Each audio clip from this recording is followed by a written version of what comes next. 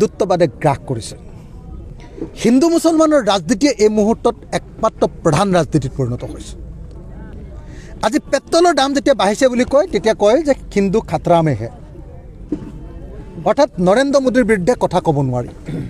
নৰেন্দ্ৰ মোদীয়ে যদি পেট্ৰলৰ দাম 500 টকাটো দিয়ে তথাপিও এই হিন্দুত্ববাদী হিন্দুসকলে 500 টকাত কিনিবলৈ প্ৰস্তুত বুলি কয়। অৰ্থাৎ বিজেপি অহাৰ পাছৰ পৰা আমাৰ দেশৰ অৰ্থনীতিত ভাগি ছিগি গৈছে।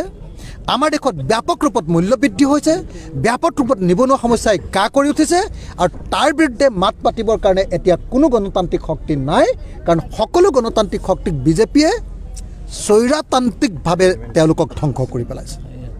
গতিকে আজি আপুনি চাওক, বিজেপি অহাৰ আগলৈকে 16 চনৰ আগলৈকে অসমৰ আন্দোলনবিলাক কি আছিলে?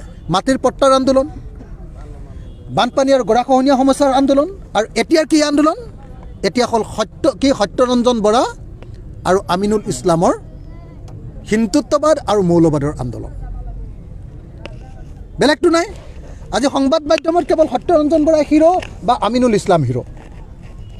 অৰ্থাৎ বিজেপি আৰু RSSে বিজেপি আৰু RSSে এনেকৈ কিছুমান পোহনীয়া মেলি দিছে। পোহনীয়া জন্তু যে থাকে, এনেকুৱা ধৰণৰ পোহনীয়া, আমাৰ ঘৰবিলাকত যেনেকৈ পোহনীয়া বস্তু ৰাখোঁ, তেওঁলোকৰ বিজেপি RSSৰো কিছুমান পোহনীয়া মানুহ আছে। সেই পোহনীয়া মানুহবিলাকে এনেকৈ সমাজত বিষবাষ্প বিয়পাই আমাৰ সমাজখন তছনছ কৰি দিছে।